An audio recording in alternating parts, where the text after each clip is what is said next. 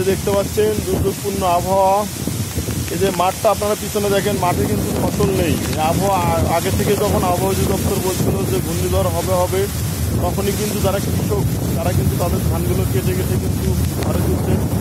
তারপরেও অনেকের ধান বাড়িতে আছে, তারা ধানগুলো শুকানোর জন্য চেষ্টা করতেছে। তবুও দুর্যোগপূর্ণ আবহাওয়া, আপনাদেরকে আবহাওয়ার চিত্র দেখাচ্ছি। এই দুর্যোগপূর্ণ আবহাওয়া একটু বেরোলাম যে দেখি সংবাদের খোঁজে, বাইরের চিত্রটা দেখার জন্য বেরোলাম। দেখতে পাচ্ছেন কিন্তু কী অবস্থা।